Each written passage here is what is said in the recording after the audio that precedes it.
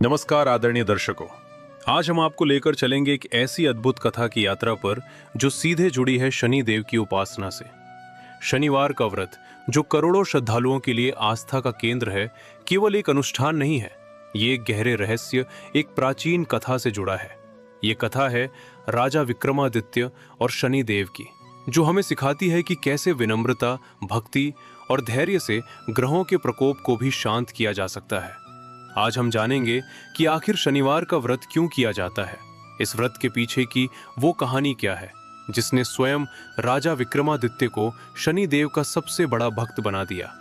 तो बने रहिए इस अद्भुत कथा के साथ और जानिए शनि देव के प्रकोप से मुक्ति का राज। जीवन में आने वाली बाधाएं, अशांति और असफलताएं, कई बार हम इनसे घिर जाते हैं। ज्योतिष शास्त्र में इन कष्टों का कारण शनि देव की साढ़े साती या ढैया को माना जाता है। लेकिन क्या आप जानते हैं कि ये साढ़े साती केवल एक दंड नहीं है, बल्कि एक अवसर भी है। एक अवसर आत्ममंथन का, अपनी गलतियों को सुधारने का। और इसी मार्गदर्शन की अद्भुत कहानी है हमारे आज के विषय की नायक राजा विक्रमादित्य की।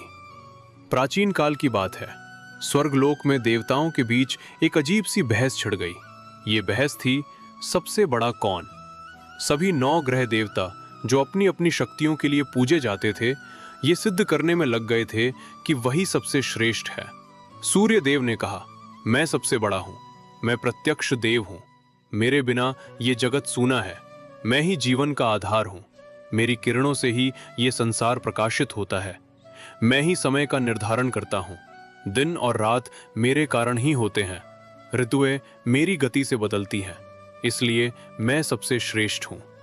चंद्रदेव ने कहा, नहीं नहीं, मैं मन का कारक हूं, मैं ही समस्त रसों का आधार हूं, मेरे बिना कोई सुख, कोई शांति नहीं, मैं ही समुद्र की ज्वार भाटा को नियंत्रित करता हूं, वनस्पतियां मेरी किरणों से पलती हैं, मैं ही रात्रि के समय संसार को शीतलता प्रदान करता हूं, इसलिए मैं सबसे बड़ा हूं।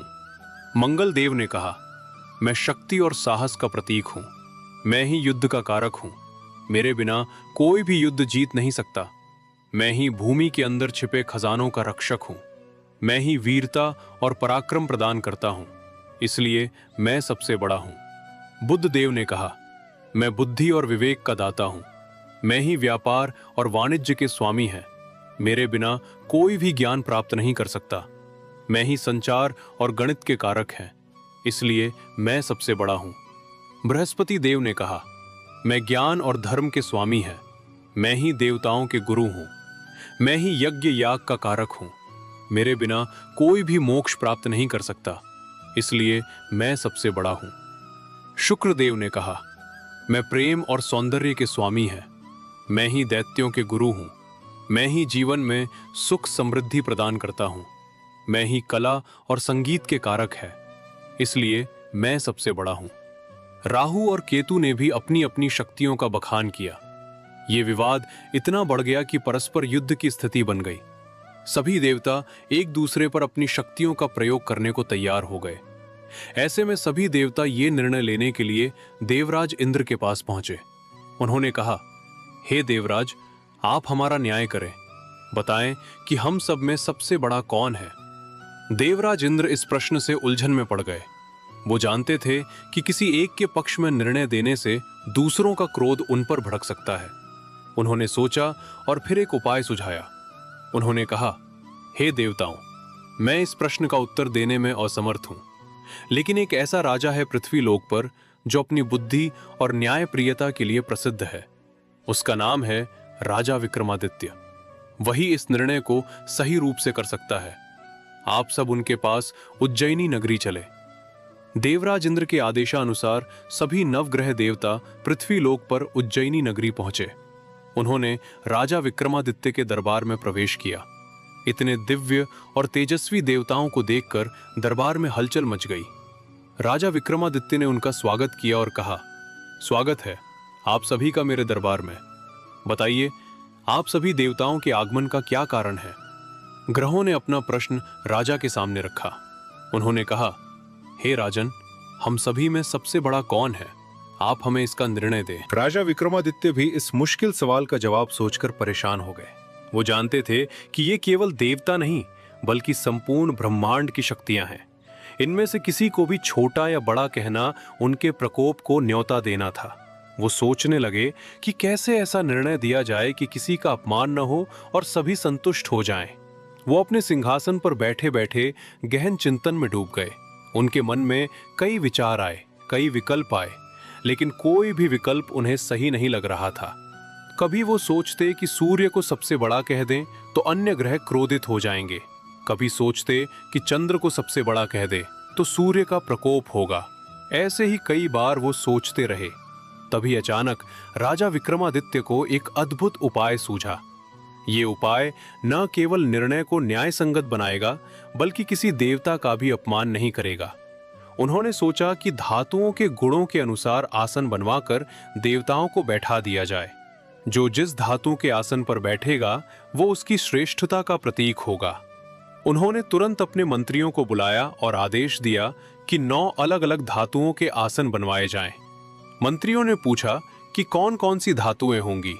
राजा ने कहा, सोना, चांदी, कांसा, तांबा, सीसा, रांगा, जस्ता, अभ्रक और लोहा, ये 9 आसन बनवाओ। मंत्रियों ने तुरंत कारीगरों को बुलाया और आसन बनवाने शुरू कर दिए। कुछ ही समय में सभी 9 आसन तैयार हो गए। एक आसन शुद्ध सोने का बना जो सूर्य के समान चमक रहा था। दूसरा आसन चांदी का बना जो चंद्रमा के समान शीतल था। तीसरा आसन कांसे का बना, चौथा तांबे का, पांचवा सीसे का, छठवां रांगे का, सातवां जस्ते का, आठवां अभ्रक का और 9वां आसन लोहे का बना। राजा ने सभी आसनों को एक पंक्ति में रखवाया। सबसे आगे सोने का आसन रखा गया, उसके पीछे चांदी का, फिर कांसे का, फिर तांबे का, फिर सीसे का, फिर रांगे का, फिर जस्ते का, फिर अभ्रक का और सबसे पीछे लोहे का आसन रखा गया। फिर राजा ने सभी देवताओं से कहा, हे देवताओं, निर्णय का यह उपाय है, आप सभी इन आसनों पर बैठिए। ये आसन विभिन्न धातुओं के बने हैं। जो जिस धातु के आसन पर बैठेंगे वो उनकी श्रेष्ठता का प्रतीक होगा। जिसका आसन सबसे आगे होगा वो सबसे बड़ा समझा जाएगा और जिसका आसन सबसे पीछे होगा वो सबसे छोटा। सभी देवताओं ने ये सुनकर एक दूसरे की ओर देखा। फिर वे अपने अपने आसन की ओर बढ़ने लगे। सूर्य देव, जिनका रंग सोने के समान था, सबसे आगे सोने के आसन पर जाकर बैठ गए। चंद्रदेव चांदी के आसन पर बैठे, मंगल देव कांसे के आसन पर बैठे, बुध देव तांबे के आसन पर बैठे, बृहस्पति देव सीसे के आसन पर बैठे, शुक्र देव रांगे के आसन पर बैठे, राहु जस्ते के आसन पर बैठे, केतु अभ्रक के आसन पर बैठे। अब बारी थी शनि देव की। शनि देव लोहे के धातु से संबंध रखते हैं। उन्होंने देखा कि लोहे का आसन सबसे पीछे रखा गया है। वो धीरे धीरे चलते हुए सबसे पीछे गए और लोहे के आसन पर बैठ गए। लेकिन उनके मन में क्रोध उमड़ रहा था। वो समझ गए कि राजा ने उन्हें सबसे छोटा और तुच्छ ठहराया है। ये उनके लिए असहनीय अपमान था। शनिदेव लोहे के आसन पर बैठे तो बैठे, लेकिन उनका क्रोध 7वें आसमान पर पहुंच गया। उनका शरीर कांपने लगा, उनकी आंखें लाल हो गई, उनका रूप भयानक हो गया। वो उठकर राजा विक्रमादित्य के सामने आ गए। शनिदेव ने कहा, हे राजन, तूने मुझे सबसे पीछे बैठाकर मेरा अपमान किया है। तू मेरी शक्तियों से परिचित नहीं है। तूने मुझे जो न्याय दिया है उसकी कीमत तुझे चुकानी होगी। राजा विक्रमादित्य ने विनम्रता से कहा, हे शनिदेव, मैंने आपका अपमान करने का कोई इरादा नहीं रखा था। मैंने केवल धातुओं के गुणों के अनुसार आसन रखवाए हैं। ये कोई व्यक्तिगत निर्णय नहीं है। शनिदेव ने कहा, तू मुझे बता, तू जानता है कि मैं कितना शक्तिशाली हूं। सूर्य एक राशि पर 1 महीने रहता है, चंद्रमा मात्र 2.5 दिन, मंगल 1.5 महीने, बुध और शुक्र 1-1 महीने, बृहस्पति 13 महीने। लेकिन मैं किसी भी राशि पर 2.5 वर्ष से लेकर 7.5 वर्ष तक रहता हूं। राजा, तू जानता है कि 7.5 का क्या अर्थ होता है। जब मैं किसी राशि पर 7.5 वर्ष तक रहता हूं तो उस राशि के स्वामी का जीवन दुखों से भर जाता है।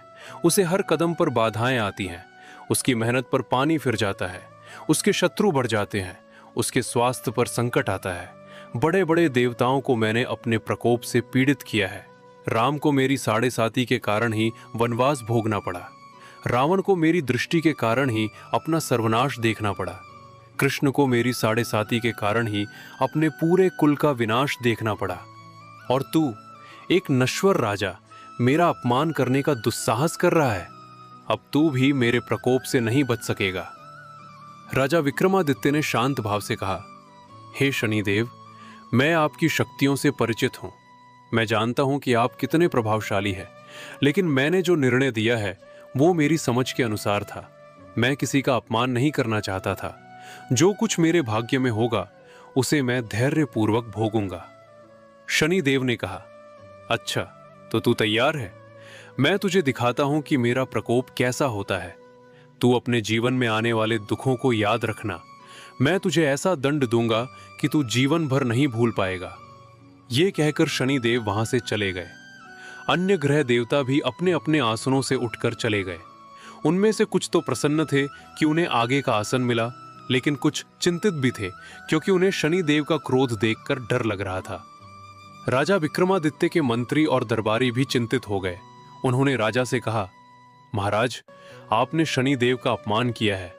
अब वो आप पर अपना प्रकोप डालेंगे, आपको कष्ट होगा।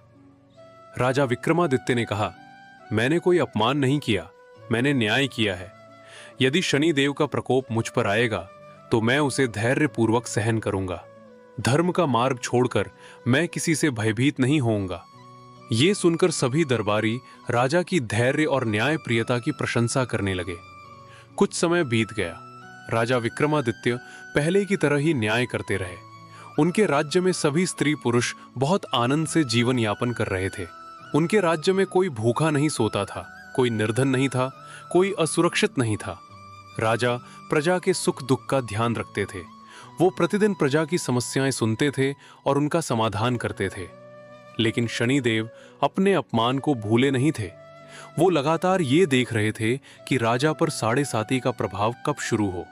अंत में वो समय आ गया जब राजा की कुंडली में शनि की साढ़े साती प्रारंभ हुई। शनिदेव ने अपने सभी प्रभावों को एकत्रित किया और राजा के जीवन में उतारना शुरू कर दिया। पहले तो छोटी छोटी बाधाएं आने लगी। राजा के काम में विघ्न पड़ने लगे। उनके द्वारा शुरू किए गए कार्य अधूरे रह जाते थे। उनकी योजनाएं सफल नहीं हो पाती थीं। लेकिन राजा धैर्य नहीं खो रहे थे। वो समझ रहे थे कि ये शनि का प्रभाव है और वो इसे सहन कर रहे थे। शनिदेव ने देखा कि राजा धैर्य नहीं खो रहा है, तो उन्होंने अपना प्रकोप और बढ़ा दिया। अब राजा के राज्य में छोटे मोटे झगड़े होने लगे। पड़ोसी राजा उनसे ईर्ष्या करने लगे। राजकोष में कमी आने लगी, फसलें कम होने लगी। लेकिन राजा विक्रमादित्य ने हिम्मत नहीं हारी। उन्होंने अपने मंत्रियों के साथ बैठकर हर समस्या का समाधान निकाला। शनिदेव ने सोचा कि ये राजा बहुत धैर्यवान है, इसे तोड़ने के लिए और कुछ करना होगा। उन्होंने अपनी योजना को और गहरा किया। उन्होंने सोचा कि अब वो स्वयं राजा के सामने आएंगे और उन्हें ऐसी परीक्षा में डालेंगे जिससे राजा का धैर्य टूट जाए। शनिदेव ने एक घोड़े के व्यापारी का रूप धारण किया। उन्होंने अपने साथ बहुत से घोड़े लिए। ये घोड़े साधारण घोड़े नहीं थे। ये ऐसे घोड़े थे जो बिजली की गति से दौड़ सकते थे, जो कभी थकते नहीं थे, जो किसी भी बाधा को पार कर सकते थे।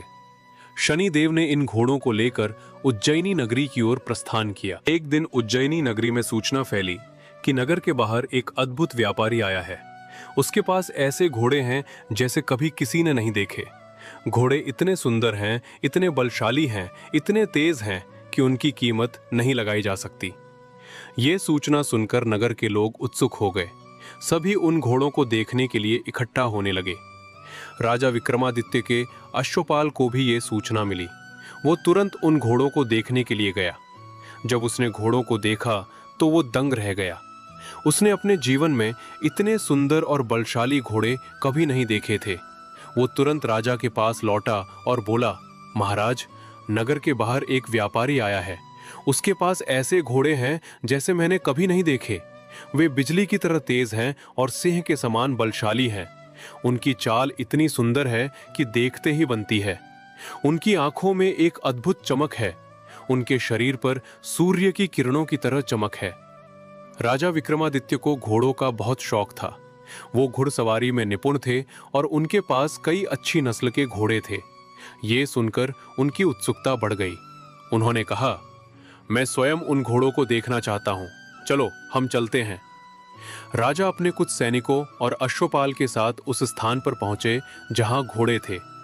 जैसे ही उन्होंने घोड़ों का झुंड देखा, वो मंत्रमुग्ध हो गए। वो घोड़े सचमुच अद्भुत थे। उनके रंग, उनकी बनावट, उनकी चाल, सब कुछ बेहद सुंदर था। राजा घोड़ों को ध्यान से देख रहे थे। तभी उनकी नजर एक विशेष घोड़े पर ठहर गई। वो घोड़ा बाकियों से अलग था। उसके शरीर पर सूर्य की किरणों की तरह चमक थी। उसकी आंखों में एक अद्भुत तेज था। उसकी गर्दन सुंदर झुकी हुई थी। उसकी दुम घनी और लंबी थी। उसके पैर मजबूत और सुडौल थे। राजा ने उस घोड़े को ध्यान से देखा और फिर उस व्यापारी से कहा, यह घोड़ा मुझे बहुत भाता है, मैं इसकी चाल देखना चाहता हूं। व्यापारी के रूप में शनि देव ने कहा, जैसी महाराज की आज्ञा, ये घोड़ा आपकी सवारी के लिए ही है। लेकिन महाराज, ये घोड़ा थोड़ा उग्र है, इसे सवारी करने में सावधानी बरतनी होगी। राजा ने कहा, मैं घोड़ों को संभालना जानता हूं, मुझे कोई परेशानी नहीं होगी। ये कहकर राजा उस घोड़े पर सवार हो गए। जैसे ही राजा घोड़े पर बैठे, एक अद्भुत घटना घटी। घोड़े की आंखें लाल हो गई। उसने एक भयानक हिनहिनाहट की। फिर वो अपने पिछले पैरों पर खड़ा हो गया और आगे की ओर झपटा। राजा ने उसे काबू करने की कोशिश की, लेकिन घोड़ा किसी के काबू में नहीं आ रहा था। घोड़ा बिजली की गति से दौड़ पड़ा। न तो कोई सवार उसे रोक सकता था, न ही कोई उसके साथ चल सकता था। वो घोड़ा राजा को लेकर नगर की सीमाओं से बाहर निकल गया। वो मैदानों को पार करता गया, नदियों को पार करता गया, पहाड़ियों को पार करता गया। वो बिना रुके, बिना थके दौड़ता रहा। राजा के सैनिक उसके पीछे दौड़े, लेकिन वे घोड़े के साथ नहीं चल सके। घोड़ा इतनी तेजी से दौड़ रहा था कि वो पलक झपकते ही दूर निकल जाता था। सैनिक थक कर वापस लौट आए। घोड़ा राजा को लेकर घने जंगलों में जा पहुंचा। वो जंगल इतना घना था कि सूरज की रोशनी भी अंदर नहीं आ पाती थी। पेड़ इतने ऊंचे थे कि उनकी चोटियां आसमान से जा मिलती थीं। रास्ते इतने उबड़-खाबड़ थे कि चलना भी मुश्किल था। घोड़ा राजा को जंगल के सबसे अंदरूनी हिस्से में ले गया। वहां पहुंचकर उसने अचानक अपने पिछले पैरों पर खड़ा होकर राजा को जमीन पर पटक दिया। राजा जमीन पर गिर पड़े। घोड़े ने एक बार फिर हिनहिनाहट की और फिर जंगल में गायब हो गया। राजा विक्रमादित्य जमीन पर गिरे पड़े थे। उनके शरीर पर चोटें आई थी। उनके वस्त्र फट गए थे। उनका मुकुट गिर गया था। उनके पास न कोई हथियार था, न कोई साथी, न कोई रास्ते की जानकारी। वो उस घने जंगल में अकेले पड़े थे।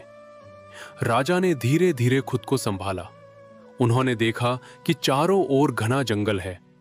पेड़ों की शाखाएं इतनी घनी थीं कि आसमान दिखाई नहीं दे रहा था।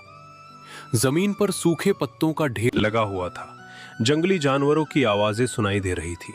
राजा को एहसास हुआ कि वो बहुत दूर आ गए हैं। राजा ने उठकर अपने नगर लौटने का प्रयास किया। वो जंगल में भटकने लगे। वो किसी रास्ते की तलाश में थे, लेकिन उन्हें कोई रास्ता नहीं मिल रहा था। वो जितना चलते थे, जंगल उतना ही घना होता जाता था। पेड़ों की जड़ें रास्ता रोक रही थीं। झाड़ियां उनके कपड़े फाड़ रही थीं। कांटे उनके पैरों को चुभ रहे थे। राजा को भूख और प्यास सताने लगी। उन्हें पानी की तलाश थी, लेकिन जंगल में कहीं पानी नहीं था। वो प्यास से बेहाल हो गए। उनके होठ सूख गए। उनका गला सूख गया। उनकी आवाज निकलनी बंद हो गई। वो चलते चलते थक कर एक पेड़ के नीचे बैठ गए। राजा सोचने लगे कि ये सब कैसे हुआ। उन्हें याद आया कि शनि देव ने कहा था कि उन पर प्रकोप होगा।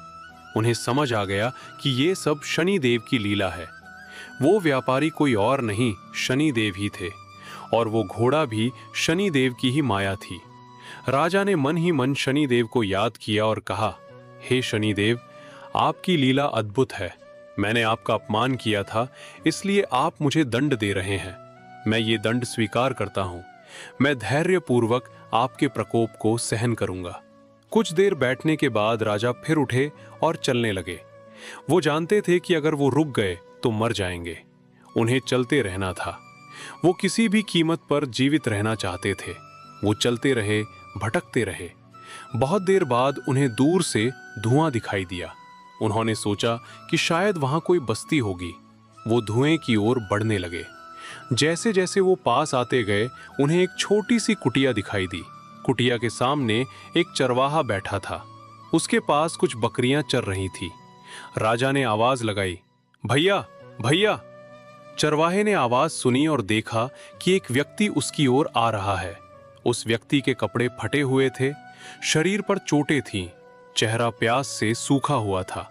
चरवाहे ने सहानुभूति दिखाते हुए पानी का घड़ा उठाया और राजा के पास गया। चरवाहे ने कहा, भाई तुम इतने बुरे हाल में कहां से आ गए? पहले पानी पी लो। राजा ने पानी पिया तो उन्हें कुछ शांति मिली। उनकी प्यास बुझी। फिर चरवाहे ने उन्हें कुछ रोटी खाने को दी। राजा ने रोटी खाई तो भूख भी शांत हुई। राजा ने चरवाहे से कहा, भैया मैं बहुत दूर से आया हूं। मैं अपने नगर लौटना चाहता हूं। क्या तुम मुझे रास्ता बता सकते हो? चरवाहे ने कहा, भाई ये जंगल बहुत बड़ा है। यहां से बाहर निकलना आसान नहीं है, लेकिन मैं तुम्हें रास्ता बता सकता हूं। यहां से पूरब की ओर जाओ तो एक नगर मिलेगा। वहां जाकर तुम आगे का रास्ता पूछ सकते हो। राजा ने चरवाहे को धन्यवाद दिया। उनके पास उसे देने के लिए कुछ नहीं था, इसलिए उन्होंने अपनी अंगूठी उतारकर चरवाहे को दे दी। ये अंगूठी राजघराने की थी, जिस पर राजा का नाम खुदा हुआ था। चरवाहे ने अंगूठी देखकर कहा, ये तो बहुत कीमती लगती है। भाई ये मुझे क्यों दे रहे हो? राजा ने कहा, तुमने मेरी जान बचाई है। ये तो बहुत छोटी सी चीज है, ले लो। राजा ने चरवाहे से रास्ता पूछा और जंगल से निकलकर पास के नगर में चल दिए। राजा विक्रमादित्य उस नगर में पहुंचे। ये नगर उनके लिए बिल्कुल अपरिचित था। यहाँ की गलियां, यहाँ के बाजार, यहाँ के लोग, सब कुछ अजनबी था। राजा अब कोई राजा नहीं था। वो एक साधारण व्यक्ति था, जिसके कपड़े फटे हुए थे, जिसके पास कोई धन नहीं था, जो भूखा और प्यासा था। राजा नगर की गलियों में भटकने लगे। वो देख रहे थे कि कहीं कोई उन्हें कुछ खाने को दे दे। तभी उनकी नजर एक बड़ी दुकान पर पड़ी। वो दुकान किसी सेठ की थी। दुकान में तरह तरह के कपड़े, गहने और अन्य सामान बिक रहे थे। राजा भूख से व्याकुल थे, इसलिए वो उस दुकान के पास जाकर बैठ गए। राजा के कुछ देर दुकान पर बैठने से सेठ की बहुत बिक्री हुई। पहले जहां ग्राहक कम आते थे, वहां अब ग्राहकों की भीड़ लग गई। सेठ ने ये देखा तो उसे बहुत आश्चर्य हुआ। उसने सोचा कि ये आदमी तो बहुत भाग्यशाली है। जब से ये यहाँ बैठा है, मेरी दुकान की बिक्री कई गुना बढ़ गई है। सेठ ने राजा से बातचीत शुरू की। उसने पूछा, भाई तुम कहाँ से आए हो? राजा ने कहा, मैं उज्जैनी नगरी से आया हूँ। मैं यहाँ काम की तलाश में आया हूँ। सेठ ने कहा, तुम बहुत भाग्यशाली लगते हो। तुम मेरी दुकान पर क्यों नहीं बैठ जाते? मैं तुम्हें अच्छा वेतन दूंगा। राजा ने कहा, मैं आपकी दुकान पर बैठ सकता हूं, लेकिन पहले मुझे कुछ खाने को दीजिए। मैं बहुत भूखा हूं। सेठ ने कहा, चलो मेरे घर चलो, वहां भोजन कर लो। सेठ राजा को अपने घर ले गया। सेठ का घर बहुत बड़ा और सुंदर था। उसमें कई कमरे थे, कई नौकर चाकर थे। सेठ ने राजा को एक कमरे में बैठाया और कहा, आप यहाँ आराम करें, मैं अभी भोजन की व्यवस्था करता हूँ। ये कहकर सेठ कुछ देर के लिए बाहर चला गया। उस कमरे में एक खूंटी पर सोने का बहुमूल्य हार लटक रहा था। वो हार बहुत सुंदर था। उसमें हीरे जवाहरात जड़े हुए थे। उसकी चमक पूरे कमरे में फैल रही थी। राजा ने उस हार को देखा और सोचा कि ये सेठ का कोई बहुमूल्य आभूषण होगा। तभी एक अद्भुत घटना घटी। राजा ने देखा कि वो खूंटी जैसे जीवित हो गई। वो धीरे धीरे फैलने लगी, जैसे कोई सांप फन फैलाता है। फिर उसने अपना मुंह खोला और उस सोने के हार को धीरे धीरे निगलना शुरू कर दिया। राजा आश्चर्यचकित रह गए। वो देखते रहे कि कैसे वो खूंटी हार को निगल रही है। कुछ ही क्षणों में पूरा हार खूंटी के अंदर समा गया। खूंटी फिर से अपने सामान्य रूप में आ गई, मानो कुछ हुआ ही ना हो। राजा इस घटना से स्तब्ध रह गए। उन्होंने सोचा कि ये कैसे संभव है? एक लकड़ी की खूंटी सोने का हार कैसे निगल सकती है? लेकिन उन्होंने अपनी आंखों से ये घटना देखी थी। वो जानते थे कि ये कोई साधारण घटना नहीं है, ये शनिदेव की कोई लीला हो सकती है। कुछ देर बाद सेठ वापस आया। उसने खूंटी की ओर देखा तो हार वहां नहीं था। उसका चेहरा गुस्से से लाल हो गया। उसने राजा से कहा, मेरा हार कहाँ है? तुमने चुराया है। यहां तुम्हारे अलावा और कोई था ही नहीं। राजा ने कहा, मैंने नहीं चुराया, ये खूंटी, इस खूंटी ने हार को निगल लिया। मैंने अपनी आंखों से देखा। सेठ को राजा की बात बिल्कुल झूठी लगी। खूंटी का हार निगलना, ये तो कोई बच्चों की कहानी थी। उसने सोचा कि ये आदमी चोर है और अब झूठ बोलकर अपनी चोरी छिपाने की कोशिश कर रहा है। उसने तुरंत अपने नौकरों को बुलाया और कहा, इस परदेशी को रस्सियों से बांधकर नगर के राजा के पास ले चलो। नौकरों ने राजा को बांध दिया और उसे नगर के राजा के दरबार में ले गए। नगर के राजा ने मामले की सुनवाई शुरू की। सेठ ने अपना पक्ष रखते हुए कहा, महाराज, ये आदमी मेरे घर आया था। मैंने इसे भोजन कराने के लिए अपने घर बुलाया, लेकिन इसने मेरा बहुमूल्य हार चुरा लिया। जब मैंने पूछा तो ये झूठ बोलने लगा कि खूंटी ने हार निगल लिया। ये बिल्कुल झूठ है। राजा ने विक्रमादित्य से पूछा, तुम इस पर क्या कहते हो? विक्रमादित्य ने कहा, महाराज, मैंने हार नहीं चुराया, मैं सत्य बोल रहा हूं।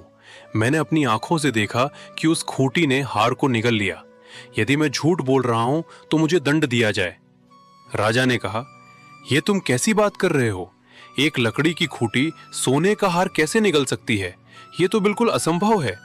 तुम साफ साफ चोरी करके आए हो और अब झूठ बोल रहे हो। विक्रमादित्य ने कहा, महाराज, मैं सत्य बोल रहा हूं। मैं जानता हूं कि यह बात अविश्वसनीय लगती है, लेकिन मैंने ये देखा है, मैं झूठ नहीं बोल रहा। राजा ने कहा, तुम्हारे पास इस बात का कोई सबूत नहीं है। सेठ के पास तुम्हारे खिलाफ सबूत है कि उस कमरे में तुम अकेले थे और हार गायब है, इसलिए मैं तुम्हें दोषी मानता हूं। चोरी का यह अपराध गंभीर है, इस परदेशी को दंड देना चाहिए। आदेश दिया जाता है कि इसके हाथ और पैर काट दिए जाएं। विक्रमादित्य ने यह सुनकर धैर्य नहीं खोया। उन्हें पता था कि यह सब शनि देव का प्रकोप है। उन्होंने सोचा कि जो होना था सो हुआ, अब मैं ये भी सहन करूंगा। राजा के आदेश पर सैनिकों ने विक्रमादित्य के हाथ और पैर काट दिए। उनका शरीर लहूलुहान हो गया। दर्द से उनका मुंह मुड़ गया, लेकिन उन्होंने एक शब्द भी नहीं कहा। उन्होंने मन ही मन शनिदेव को याद किया और कहा, हे शनिदेव, आपकी इच्छा पूरी हो। सैनिकों ने विक्रमादित्य को नगर की सड़क पर छोड़ दिया। वो एक अपंग होकर सड़क पर पड़े थे। उनके हाथ नहीं थे, पैर नहीं थे, वो हिल भी नहीं सकते थे। वो सड़क पर पड़े रहे। लोग आते जाते थे, कुछ सहानुभूति दिखाते थे, कुछ उपेक्षा करते थे। कोई उनकी मदद को आगे नहीं आ रहा था। विक्रमादित्य ने सोचा, मैं एक बार एक महान राजा था। मेरे पास एक विशाल साम्राज्य था। मेरे पास अनंत धन था। मेरे पास वीर सैनिक थे। आज मैं एक सड़क पर पड़ा हुआ अपंग हूं। ये सब शनि देव की लीला है, लेकिन मैं हिम्मत नहीं हारूंगा। मैं धैर्य रखूंगा। वो सड़क पर कई दिनों तक पड़े रहे।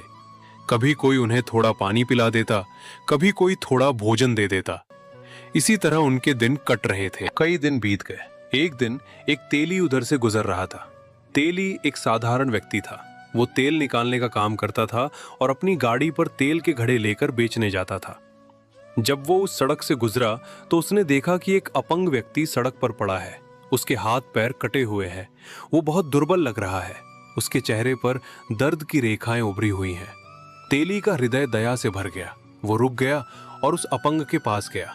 उसने पूछा, भाई, तुम्हारे साथ ऐसा क्या हुआ? किसने तुम्हारे साथ ऐसा किया? विक्रमादित्य ने कहा, भैया, ये एक लंबी कहानी है, लेकिन अब मैं यहां पड़ा हूं, कोई मेरी मदद नहीं करता। तेली ने कहा, भाई, मैं तुम्हें अपने घर ले चलता हूं। मैं एक गरीब तेली हूं, लेकिन जितना हो सकेगा तुम्हारी मदद करूंगा। तुम मेरे कोलू पर बैठकर बैलों को हाँक देना, बस इतना कर दो, तुम्हें भोजन मिलता रहेगा। तेली ने विक्रमादित्य को उठाया और अपने घर ले गया। तेली का घर एक छोटी सी कुटिया थी। उसके पास एक कोलू था जिसमें तेल निकाला जाता था।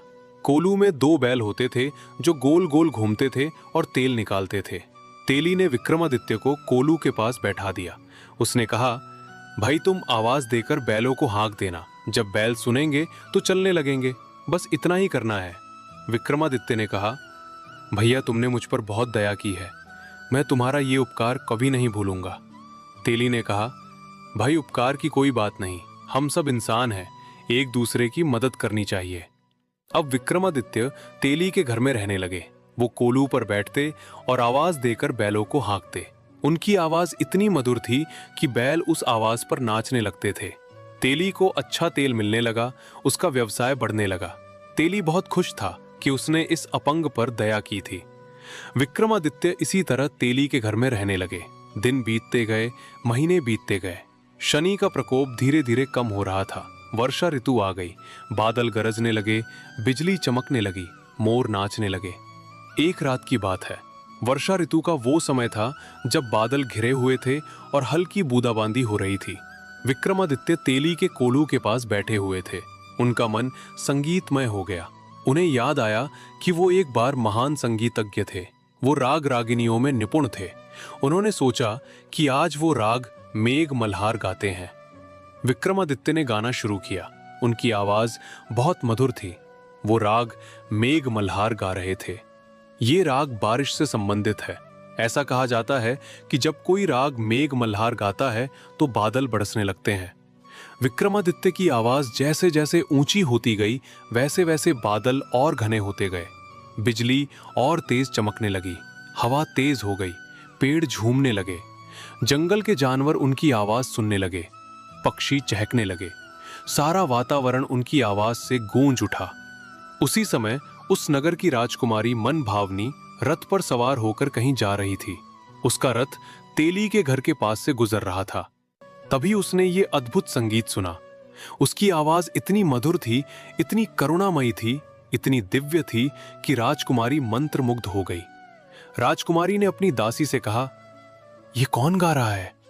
ये आवाज तो देवताओं की सी लगती है। जाओ उस गायक को बुलाओ, मैं उससे मिलना चाहती हूं। दासी तेली के घर गई। उसने देखा कि कोलू के पास एक अपंग व्यक्ति बैठा है जिसके हाथ पैर नहीं है, वही गा रहा है। दासी वापस लौटी और राजकुमारी से बोली, राजकुमारी, वो गाने वाला कोई साधारण व्यक्ति नहीं है, वो एक अपंग है, बिना हाथ पैर का। वो तेली के कोलू पर बैठता है और बैलों को हाँकता है। राजकुमारी ने कहा, चाहे वो अपंग हो चाहे गरीब हो, उसकी आवाज में जो जादू है वो मुझे बहुत भाता है। मैं उससे विवाह करूंगी। दासी चौंक गई। उसने कहा, राजकुमारी, आप पागल हो गई हैं। आप एक राजकुमारी हैं। आपका विवाह किसी राजा या राजकुमार से होगा, एक अपंग से नहीं। राजकुमारी ने कहा, मुझे किसी राजा या राजकुमार से विवाह नहीं करना। मुझे उसी से विवाह करना है जिसकी आवाज ने मेरा दिल चुरा लिया है। मैंने फैसला कर लिया है। राजकुमारी मन भावनी अपने महल में लौटी। वो सीधे अपने पिता राजा के पास गई। उसने कहा, पिताजी, मैंने विवाह का निर्णय कर लिया है। मैं उस अपंग से विवाह करूंगी जो तेली के घर रहता है और मेघ मल्हार गाता है। राजा चौंक गया। उसने कहा, बेटी, क्या तुम पागल हो गई हो? तुम एक राजकुमारी हो, एक राजा की बेटी। तुम्हारा विवाह किसी राजा या राजकुमार से होगा, एक अपंग से नहीं। ये तुम्हारे और हमारे लिए कितनी बड़ी बदनामी होगी। रानी भी आ गई। उसने कहा, बेटी, ये तुम्हारे जीवन का सबसे बड़ा निर्णय है, इस पर पुनर्विचार करो। ये केवल गाने का जादू है जो जल्दी ही उतर जाएगा, तुम ऐसा मत करो। राजकुमारी ने कहा, माता पिता, मैंने अपना फैसला कर लिया है। मैं उसी से विवाह करूंगी। अगर आप लोगों ने मेरी शादी उससे नहीं की तो मैं प्राण त्याग दूंगी। राजा ने कहा, बेटी, हम तुम्हारा भला चाहते हैं। तुम एक राजकुमारी हो, तुम्हारे योग्य वर ढूंढना हमारा कर्तव्य है। तुम इस बात पर पुनर्विचार करो। राजकुमारी ने कहा, नहीं, मैं पुनर्विचार नहीं करूंगी। मैंने फैसला कर लिया है। ये कहकर राजकुमारी ने भोजन करना छोड़ दिया। वो भूखी रहने लगी। उसने कहा कि जब तक उसकी शादी उस अपंग से नहीं होगी वो कुछ नहीं खाएगी। राजा और रानी बहुत परेशान हो गए। उन्होंने डॉक्टरों को बुलाया, मंत्रियों को बुलाया, पंडितों को बुलाया। सभी ने राजकुमारी को समझाने की कोशिश की। लेकिन राजकुमारी अपने फैसले पर अटल थी। उसने एक बार भी अपना विचार नहीं बदला। कई दिन बीत गए। राजकुमारी भूखी रही। उसका शरीर कमजोर होने लगा। उसके चेहरे से रंग उड़ने लगा। उसकी आंखें धंसने लगीं। राजा और रानी अपनी बेटी की ये हालत देखकर टूट गए। उन्हें लगा कि अगर उन्होंने ऐसा नहीं किया तो उनकी बेटी मर जाएगी। आखिरकार राजा और रानी ने बेवश होकर राजकुमारी की शादी उस अपंग से करने का निर्णय लिया। राजा ने कहा, बेटी, हम तुम्हारी शादी उससे कर देंगे, लेकिन याद रखना ये तुम्हारी जिद है, हम इसके लिए जिम्मेदार नहीं हैं। राजकुमारी ने कहा, पिताजी, मैं इसकी सारी जिम्मेदारी लेती हूँ। मुझे इससे कोई फर्क नहीं पड़ता कि वो अपंग है या गरीब। मुझे उसकी आवाज पसंद है और मैं उसके साथ जीवन बिताना चाहती हूँ। तेली के घर में उस दिन बहुत हलचल थी। राजा के आदेश से तेली को सूचना मिली कि राजकुमारी की शादी उस अपंग से होगी। तेली दंग रह गया। उसने सोचा, ये कैसा अजीब संयोग है। ये अपंग व्यक्ति जिसे मैंने सड़क से उठाया था, आज राजकुमारी उससे शादी कर रही है। तेली ने विक्रमादित्य से कहा, भाई सुनो, राजकुमारी तुमसे शादी करना चाहती है। राजा ने आदेश दे दिया है, आज तुम्हारी शादी है। विक्रमादित्य ने कहा, यह कैसे संभव है? मैं एक अपंग हूं, मेरे हाथ पैर नहीं हैं। राजकुमारी मुझसे शादी क्यों करेगी? तेली ने कहा, भाई, राजकुमारी ने तुम्हारा गाना सुना था, वो तुम्हारी आवाज पर मोहित हो गई है। उसने जिद करके ये शादी करवाई है।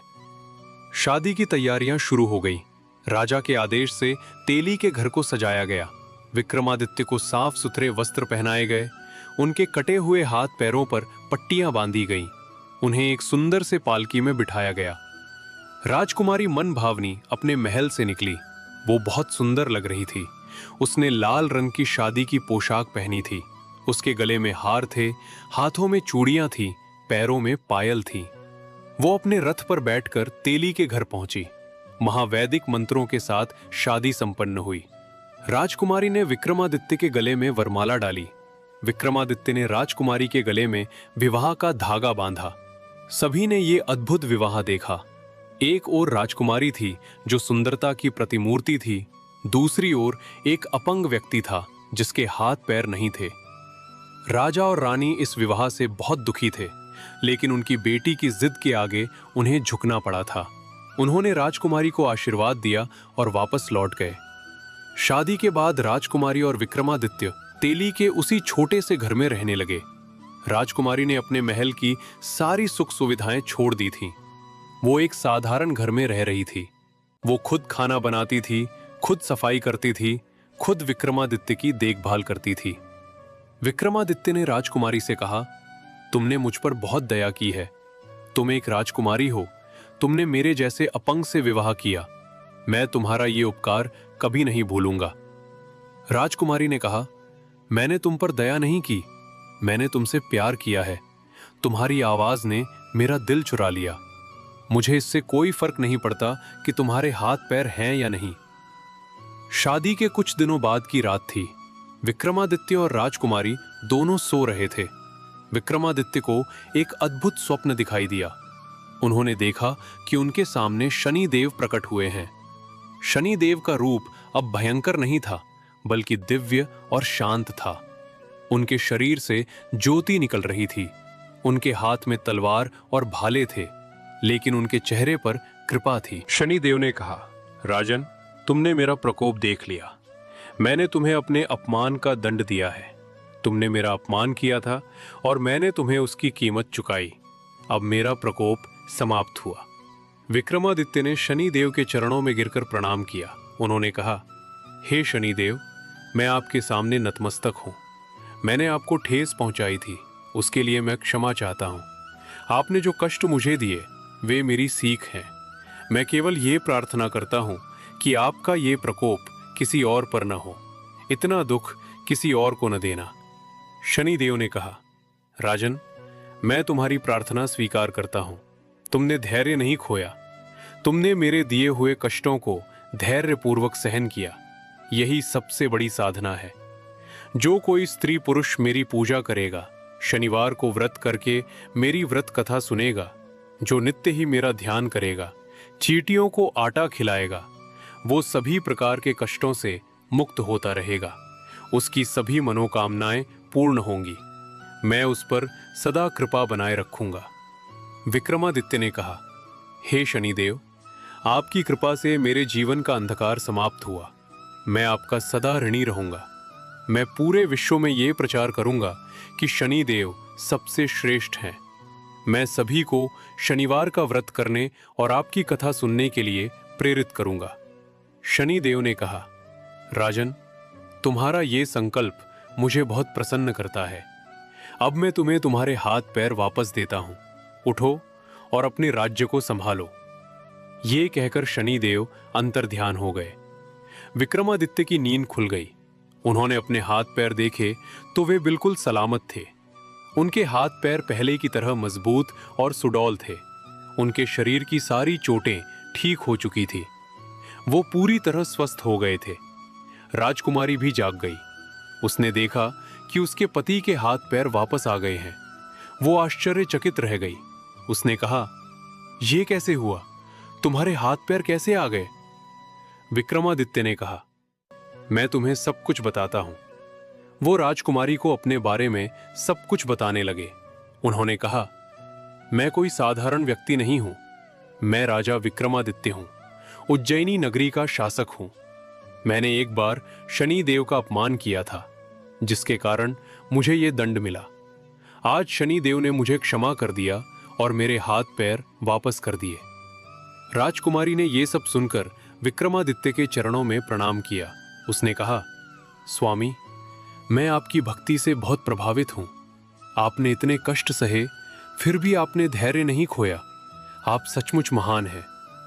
जब इस बात की सूचना सेठ को मिली कि वो अपंग, जिसे उसने चोरी का आरोप लगाकर राजा के पास भेजा था, असल में राजा विक्रमादित्य थे और अब उनके हाथ पैर वापस आ गए हैं, तो सेठ की रूह कांप उठी।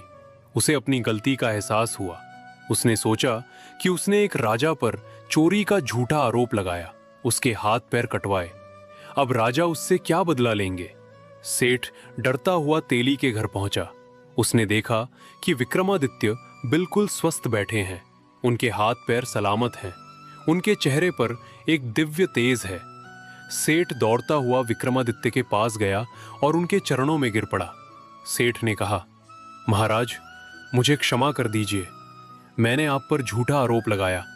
मुझे नहीं पता था कि आप महान राजा हैं। मैंने आपके साथ बहुत बड़ा अन्याय किया। मुझे माफ कर दीजिए। विक्रमादित्य ने कहा, सेठ जी, उठिए। मैं आपको क्षमा करता हूं। ये सब शनि देव के प्रकोप के कारण हुआ था। आपको दोष नहीं दिया जा सकता। मैं जानता हूं कि उस समय आपने जो किया वो स्वाभाविक था। आपका हार गायब था और उस कमरे में मैं अकेला था, तो आपको मुझ पर शक हुआ। इसमें आपकी कोई गलती नहीं है। सेठ ने कहा, महाराज, आप बहुत दयालु हैं। मैं आपका हृदय से धन्यवाद करता हूं। महाराज, कृपया मेरे घर चलिए। मैं आपको भोजन कराना चाहता हूं। विक्रमादित्य ने कहा, अच्छा, चलते हैं। सेठ विक्रमादित्य और राजकुमारी को अपने घर ले गया। उसने बहुत अच्छा भोजन बनवाया। सभी लोग भोजन करने बैठे। भोजन करते समय एक अद्भुत घटना घटी। जिस खूंटी ने हार निगला था, उसने सबके देखते देखते हार उगल दिया। हार बिल्कुल सुरक्षित था। उसमें कोई क्षति नहीं थी। सेठ ने यह देखा तो उसकी आंखें फटी रह गई। उसने कहा, महाराज, आप सच कह रहे थे। खूंटी ने हार निगला था। मैंने आप पर झूठा आरोप लगाया। मुझे क्षमा कर दीजिए। विक्रमादित्य ने कहा, मैंने पहले ही क्षमा कर दिया है। अब इस बात को भूल जाइए। सेठ ने कहा, महाराज, आपने मुझ पर बहुत कृपा की है। मैं आपको अपनी बेटी का दान देना चाहता हूं। कृपया मेरी बेटी को भी अपनी पत्नी के रूप में स्वीकार करें। विक्रमादित्य ने कहा, सेठ जी, ये बहुत बड़ी बात है। मैं आपकी बेटी से विवाह कर सकता हूं, लेकिन ये राजकुमारी की सहमति से ही होगा। राजकुमारी ने कहा, स्वामी, आप जो चाहें करें, मुझे कोई आपत्ति नहीं है। इस प्रकार विक्रमादित्य का विवाह सेठ की बेटी से भी हो गया। सेठ ने बहुत सारे स्वर्ण आभूषण, धन और वस्त्र देकर विक्रमादित्य को विदा किया। विक्रमादित्य अब अपने दोनों पत्नियों के साथ उज्जैनी नगरी वापस लौटने लगे। रास्ते में उनके साथ सेठ के दिए हुए धन संपत्ति और सैनिक भी थे। जब वो उज्जैनी नगरी की सीमा में पहुंचे तो उनके मंत्रियों और सैनिकों को सूचना मिल गई कि उनके राजा वापस आ रहे हैं। पूरे नगर में खुशी की लहर दौड़ गई। सभी लोग राजा के स्वागत के लिए निकल पड़े। रास्तों को फूलों से सजाया गया, मंदिरों में घंटे बजने लगे, लोग नाचने गाने लगे। राजा विक्रमादित्य के आगमन का सभी को इंतजार था। जब विक्रमादित्य नगर में प्रवेश कर रहे थे तो लोग उन पर फूल बरसा रहे थे। बच्चे उनके आगे आगे दौड़ रहे थे, महिलाएं आरती उतार रही थी। सभी के चेहरे पर खुशी थी। विक्रमादित्य अपने महल में पहुंचे। उन्होंने अपना राजपाट फिर से संभाल लिया। मंत्रियों ने उनका स्वागत किया, सेनापति ने उन्हें सलामी दी। पूरा राज्य फिर से अपने राजा के नेतृत्व में आ गया। अगले दिन राजा विक्रमादित्य ने पूरे राज्य में घोषणा कराई। उन्होंने कहा, मेरी प्रजा, मैं तुम सबको बताना चाहता हूं कि इस संसार में शनि देव सबसे श्रेष्ठ है। उनकी शक्ति अपार है। उनके प्रकोप से बड़े बड़े देवता भी नहीं बच सकते, लेकिन उनकी कृपा भी उतनी ही महान है। मैंने स्वयं शनि देव के प्रकोप को भोगा है। मैंने राजा से अपंग बनने तक का दुख देखा है, लेकिन मैंने धैर्य नहीं खोया और अंत में शनि देव ने मुझ पर कृपा की। उन्होंने मुझे मेरे हाथ पैर वापस दिए। उन्होंने मुझे मेरा राज्य वापस दिया। इसलिए मैं आप सभी से अनुरोध करता हूं कि प्रत्येक स्त्री पुरुष शनिवार का व्रत करे, शनि देव की पूजा करे, उनकी व्रत कथा सुने, चींटियों को आटा खिलाए, शनि देव की आराधना करे। इससे आप सभी प्रकार के कष्टों से मुक्त होंगे। आपकी सभी मनोकामनाएं पूर्ण होंगी। शनि देव की कृपा आप पर सदा बनी रहेगी। राजा की इस घोषणा से पूरे राज्य में शनि देव की पूजा शुरू हो गई। लोग शनिवार का व्रत करने लगे।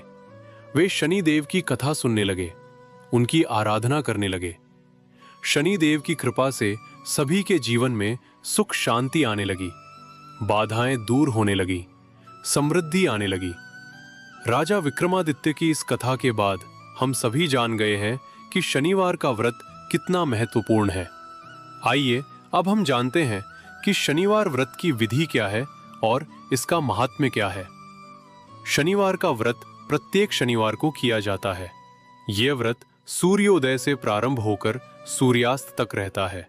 इस दिन भगवान शनि की पूजा की जाती है। शनि देव को काले रंग से प्रिय है, इसलिए इस दिन काले वस्त्र धारण किए जाते हैं। काले तिल, काले उड़द, लोहे के पात्र, नीले फूल शनि देव को अर्पित किए जाते हैं। व्रत के दिन प्रातःकाल स्नान करके स्वच्छ वस्त्र धारण करें।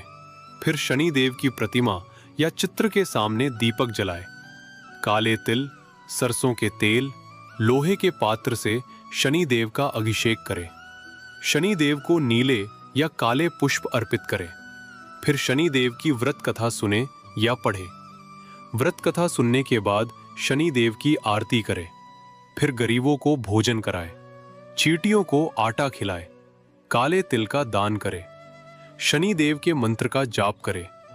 शनि देव का मंत्र है ऊं शम शनैश्चराय नमः। इस मंत्र का जप कम से कम 108 बार करना चाहिए। शनिवार व्रत का महात्म्य बहुत अधिक है। इस व्रत को करने से शनि देव के अशुभ प्रभाव कम होते हैं। साढ़े साती और ढैया के कष्टों से मुक्ति मिलती है। जीवन में आने वाली बाधाएं दूर होती हैं। धन संपत्ति में वृद्धि होती है। मान सम्मान मिलता है। रोग शोक दूर होते हैं। शत्रुओं का नाश होता है। मनोकामनाएं पूर्ण होती हैं। जो व्यक्ति श्रद्धा और भक्ति के साथ शनिवार का व्रत करता है, शनि देव उस पर सदा कृपा बनाए रखते हैं। उसके जीवन में सुख समृद्धि आती है। उसे कभी किसी प्रकार का कष्ट नहीं होता। शनि देव की स्तुति में कहा गया है कि वो न्याय के देवता है। वो किसी के भी कर्मों का फल अवश्य देते हैं। जो व्यक्ति अच्छे कर्म करता है, शनि देव उसे अच्छा फल देते हैं। जो व्यक्ति बुरे कर्म करता है, शनि देव उसे बुरा फल देते हैं। शनि देव किसी के भी प्रिय या अप्रिय नहीं होते। वो केवल कर्मों के अनुसार फल देते हैं। शनिदेव को न्याय के देवता कहा जाता है। वो कभी किसी के साथ अन्याय नहीं करते। जो व्यक्ति सत्य, धर्म और न्याय के मार्ग पर चलता है, शनिदेव उसकी रक्षा करते हैं। जो व्यक्ति झूठ, अन्याय और अधर्म के मार्ग पर चलता है, शनिदेव उसे दंड अवश्य देते हैं। शनिदेव की कृपा प्राप्त करने के लिए सबसे महत्वपूर्ण है सत्य और धर्म का पालन करना। झूठ नहीं बोलना, चोरी नहीं करना, हिंसा नहीं करना, दूसरों का अनिष्ट नहीं करना, यही सबसे बड़ी पूजा है। साथ ही शनिवार का व्रत, शनिदेव की कथा और उनका ध्यान भी बहुत महत्वपूर्ण है। शनिदेव की स्तुति में एक श्लोक बहुत प्रसिद्ध है। ये श्लोक शनिदेव को प्रसन्न करने के लिए पढ़ा जाता है। श्लोक है, नीलांजन समाभासम रविपुत्रम यमाग्रजम छाया मार्तंड संभूतम तम नमामि शनैश्चरम। अर्थात जो नीलांजन के समान काले हैं, जो सूर्य के पुत्र हैं, जो यम के बड़े भाई हैं, जो छाया और सूर्य से उत्पन्न हुए हैं, उन शनैश्चर को मैं नमस्कार करता हूं। शनिदेव की लीलाएं बहुत अद्भुत है। उन्होंने कई महान राजाओं, ऋषियों और देवताओं को अपने प्रकोप से पीड़ित किया है और कई को अपनी कृपा से उद्धार भी किया है। रामायण में भगवान राम को भी शनि की साढ़े साती का सामना करना पड़ा था। उन्हें 14 वर्ष का वनवास भोगना पड़ा था। लेकिन इसी वनवास के दौरान उन्होंने रावण का वध किया और धर्म की स्थापना की। महाभारत में कर्ण को भी शनि के प्रकोप का सामना करना पड़ा था। वो एक महान योद्धा थे, लेकिन उन्हें जीवन भर अपमान और कष्ट सहने पड़े। अंत में उन्होंने युद्ध में वीर गति प्राप्त की। भगवान कृष्ण को भी शनि की साढ़े साती का सामना करना पड़ा था। उन्हें अपने पूरे कुल का विनाश देखना पड़ा था। लेकिन इसके बाद ही उन्होंने द्वापर युग का अंत किया और कलयुग की शुरुआत की। ये सभी लीलाएं हमें बताती हैं कि शनि देव का प्रकोप केवल दंड नहीं है, बल्कि एक अवसर भी है। ये हमें हमारी गलतियों को सुधारने, हमारे धैर्य को परखने और हमें एक बेहतर इंसान बनाने का अवसर देता है। जो व्यक्ति शनि देव के प्रकोप को धैर्यपूर्वक सहन कर लेता है, उसका जीवन सोने की तरह खरा हो जाता है। उसे फिर कभी कोई कष्ट नहीं होता। वो शनि देव की कृपा का पात्र बन जाता है। आज हमने राजा विक्रमादित्य की अद्भुत कथा सुनी। हमने जाना कि कैसे उन्होंने शनि देव का अपमान किया, कैसे शनि देव के प्रकोप से उन्हें कष्ट सहने पड़े और कैसे उन्होंने धैर्यपूर्वक उन कष्टों को सहन किया। हमने ये भी जाना कि अंत में शनि देव ने उन पर कृपा की, उनके हाथ पैर वापस दिए और उन्हें उनका राज्य वापस दिलाया। इस कथा से हमें ये शिक्षा मिलती है कि शनि देव से कभी भी अनादर नहीं करना चाहिए। उनकी शक्ति अपार है, उनका प्रकोप भयंकर होता है, लेकिन साथ ही उनकी कृपा भी उतनी ही महान है। यदि हम श्रद्धा और भक्ति के साथ उनकी पूजा करें, उनका व्रत करें, उनकी कथा सुने, तो वो हम पर सदा कृपा बनाए रखते हैं। शनिवार का व्रत हमारे जीवन में आने वाली सभी बाधाओं को दूर करता है। शनि की साढ़े साती और दैया के कष्टों से मुक्ति दिलाता है, जीवन में सुख समृद्धि लाता है, हमारे मनोबल को बढ़ाता है, हमें धैर्य और साहस प्रदान करता है। इसलिए आप सभी से मेरा विनम्र अनुरोध है कि प्रत्येक शनिवार को शनि देव की पूजा करें, उनका व्रत करें, उनकी कथा सुनें, उनके मंत्र का जाप करें, चींटियों को आटा खिलाएं, गरीबों को भोजन कराएं। इससे शनि देव अवश्य प्रसन्न होंगे और आप पर अपनी कृपा बनाए रखेंगे। शनि देव की कृपा से आपके जीवन की सभी बाधाएं दूर हों, आपके सभी दुख मिटे, आपके घर में सुख शांति बनी रहे, आपको धन संपत्ति की प्राप्ति हो, आपका मान सम्मान बढ़े, आपकी सभी मनोकामनाएं पूर्ण हों। शनि देव का ये वरदान हमेशा आप पर बना रहे, यही हमारी शुभकामनाएं हैं।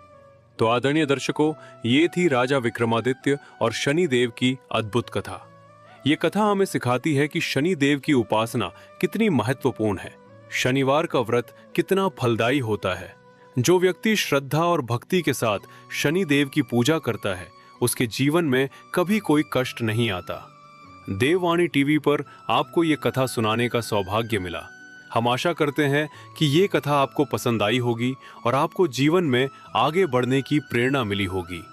यदि आपको ये कथा पसंद आई हो तो कृपया इसे अपने मित्रों और परिजनों के साथ साझा करें, ताकि अधिक से अधिक लोग शनि देव की इस अद्भुत कथा को सुन सकें और उनकी कृपा के पात्र बन सकें। हम आपको याद दिलाते हैं कि शनिवार का व्रत करें, शनि देव की पूजा करें, उनकी कथा सुनें और अपने जीवन को सुखमय बनाएं। राजा विक्रमादित्य ने अपने राज्य में शनि देव की पूजा की घोषणा तो कर दी थी, लेकिन उन्होंने इससे भी बड़ा काम किया। उन्होंने अपने राज्य में शनि देव का एक भव्य मंदिर बनवाने का निर्णय लिया। ये मंदिर उज्जैनी नगरी के मध्य में बनाया जाना था, जहां से पूरा नगर दिखाई देता था।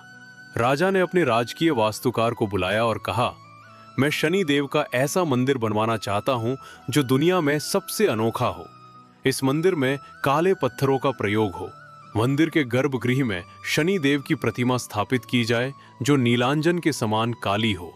मंदिर के चारों ओर एक विशाल परकोटा बनाया जाए जहां लोग बैठकर शनि देव की कथा सुन सकें। वास्तुकार ने कहा, महाराज, आपकी आज्ञा का पालन किया जाएगा, लेकिन ऐसा मंदिर बनाने में बहुत समय लगेगा और बहुत धन लगेगा। राजा ने कहा, मुझे समय की कोई चिंता नहीं है, धन की भी कोई चिंता नहीं है। मैं अपने राजकोष का आधा हिस्सा इस मंदिर पर खर्च करूंगा। मैं चाहता हूं कि ये मंदिर ऐसा बने कि लोग दूर दूर से दर्शन करने आए। वास्तुकार ने तुरंत काम शुरू कर दिया। उसने राज्य के सर्वश्रेष्ठ कारीगरों को बुलाया। काले पत्थरों को दूर दूर से मंगवाया गया। मंदिर की नींव रखी गई। राजा ने स्वयं नींव रखने का कार्य किया। उन्होंने सोने की ईंट रखी और शनि देव का ध्यान किया। मंदिर का निर्माण कार्य जोरों पर चल रहा था। हजारों मजदूर दिन रात काम कर रहे थे। राजा स्वयं नियमित रूप से निर्माण स्थल पर आते थे और काम की देखरेख करते थे। वो चाहते थे कि मंदिर जल्द से जल्द तैयार हो जाए ताकि लोग शनि देव की पूजा कर सकें। इस बीच राजा ने अपने राज्य में एक और महत्वपूर्ण काम किया। उन्होंने एक आदेश जारी किया कि प्रत्येक शनिवार को राज्य के सभी मंदिरों में शनि देव की विशेष पूजा होगी। सरकारी खर्च पर शनि देव को भोग लगाया जाएगा और गरीबों को भोजन कराया जाएगा।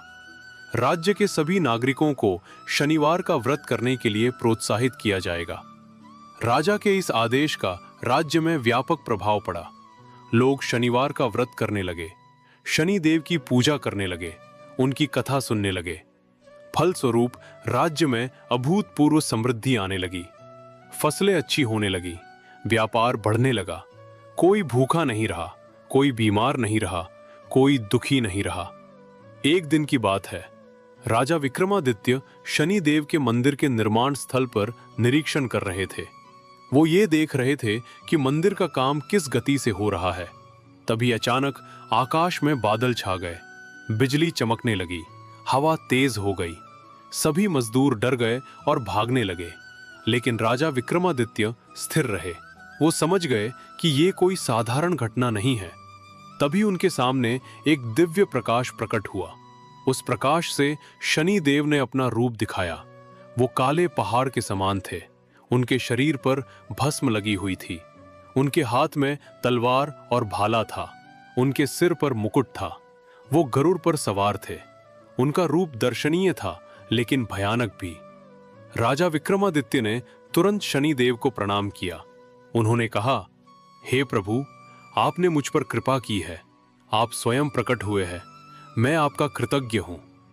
शनि देव ने कहा, राजन, मैं तुम्हारे भक्ति से बहुत प्रसन्न हूं। तुमने मेरे लिए इतना भव्य मंदिर बनवाया। तुमने पूरे राज्य में मेरी पूजा की घोषणा की। तुमने मेरी कथा का प्रचार किया। ये सब देखकर मैं अत्यंत प्रसन्न हूं। राजा ने कहा, प्रभु, ये सब आपकी कृपा है। आपने मुझे क्षमा किया। आपने मुझे मेरे हाथ पैर वापस दिए। आपने मुझे मेरा राज्य वापस दिलाया। मैं आपका सदा ऋणी रहूंगा। आपकी कृपा से ही मैं ये सब कर पा रहा हूं। शनि देव ने कहा, राजन, तुम बहुत विनम्र हो। यही विनम्रता सबसे बड़ा गुण है। मैं तुम्हें 3 वरदान देना चाहता हूं। मांगो जो तुम चाहते हो।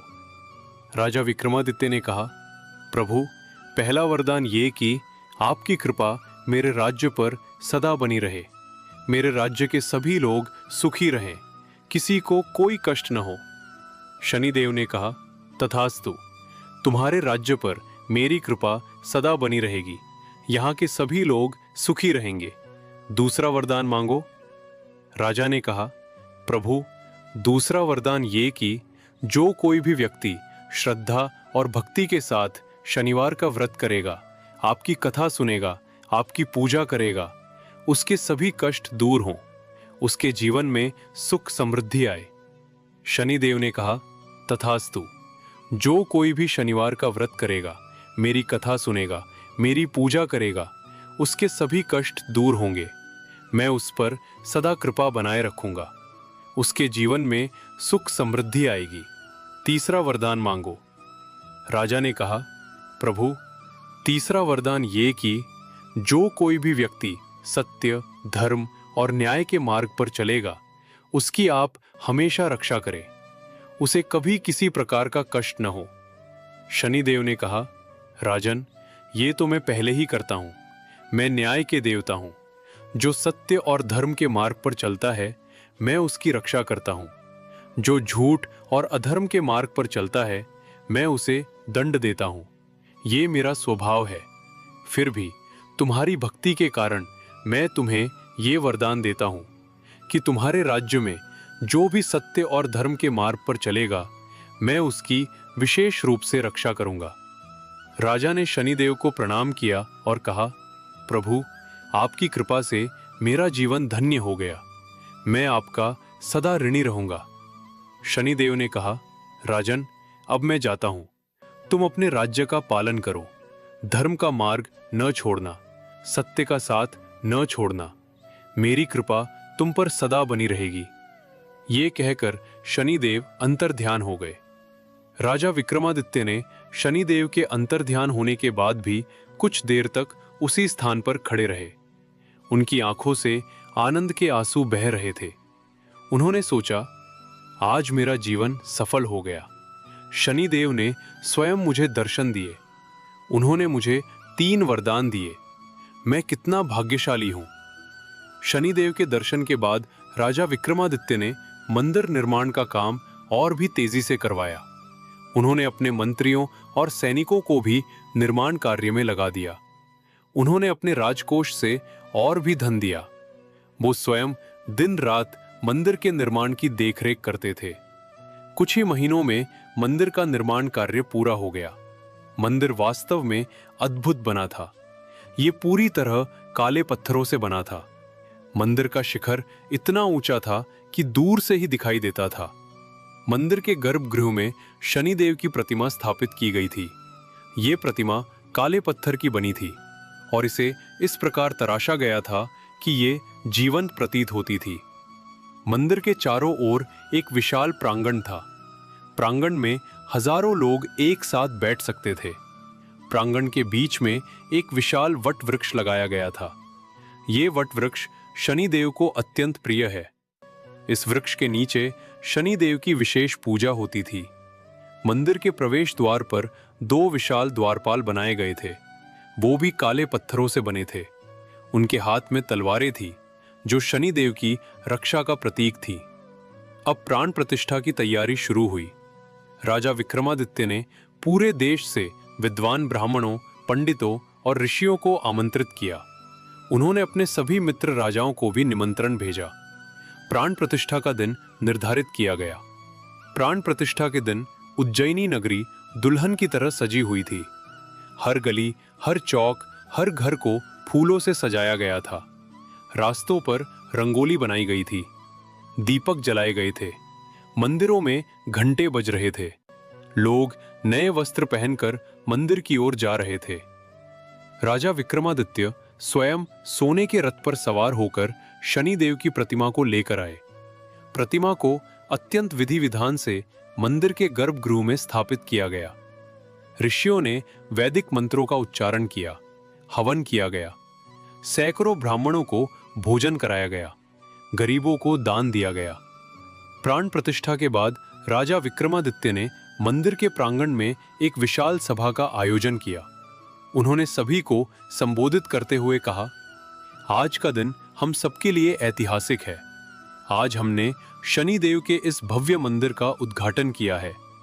ये मंदिर केवल पत्थरों का ढांचा नहीं है, ये हमारी श्रद्धा और भक्ति का प्रतीक है। ये हमारे धैर्य और साहस का प्रतीक है। शनिदेव हम सबके रक्षक है। वो न्याय के देवता है, वो कर्म के देवता है।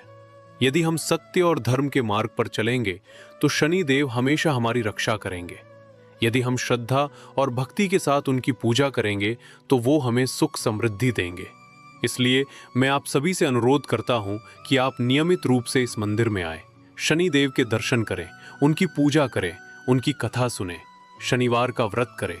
इससे आपके जीवन की सभी बाधाएं दूर होंगी, आपके सभी दुख मिटेंगे, आपको सुख समृद्धि की प्राप्ति होगी। राजा के इस भाषण से सभी लोग बहुत प्रभावित हुए।